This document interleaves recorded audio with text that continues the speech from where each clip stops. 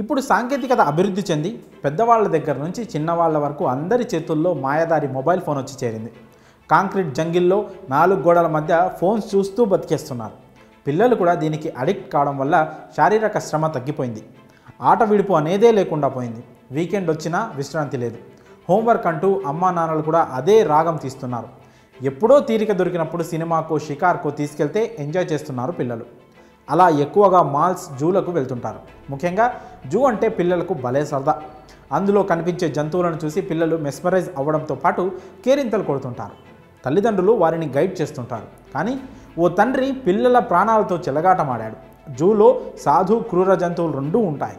అయితే జంతువులను దూరం నుండి చూస్తేనే భయం కలుగుతుంది. అలాంటిది దగ్గరికి వెళ్తే గుండెలు జారాల్సిందే.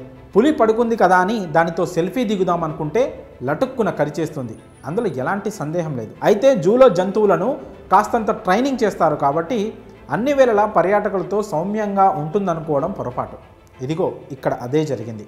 ఓ తండ్రి పిల్లలతో కలిసి ఓ జూకు వెళ్ళాడు. అక్కడ సింహం కనిపించగా తన 2 కుమారులను కూర్చోబెట్టారు. పిల్లలు వద్దన్నా భయమేస్తుంది అంటున్నా వినకుండా సింహంపై కూర్చోబెట్టాడు. పిల్లలిద్దరూ భయంగానే కూర్చున్నారు. అంతవరకు ఓపికగానే ఉంది సింహం. అంతలో సింహాన్ని తండ్రి నిమిరాడు. దీంతో సింహం ఒక్కసారిగా జూలు విదిల్చింది. అంతే, ఒక్కసారిగా హడలిపోయారు ముగ్గురు. ఒక బాబును తండ్రి కిందకు లాగగా మరో కొడుకు పడిపోయాడు. త్రుటిలో పెను ప్రమాదం తప్పినట్లయింది. లేకుంటే చూస్తుండగానే ముగ్గురు సింహానికి ఆహారం అయిపోయేవాళ్ళు. ఈ వీడియో సోషల్ మీడియాలో వైరల్ అవుతుంది. అది క్రూర జంతువు అన్న విషయం మర్చిపోయి పిల్లల ప్రాణాలతో చెలగాటమాడుతున్న తండ్రి చర్యపై నెటిజన్లు మండిపడుతున్నారు. అసలు నువ్వు తండ్రివేనా అంటూ ప్రశ్నిస్తున్నారు.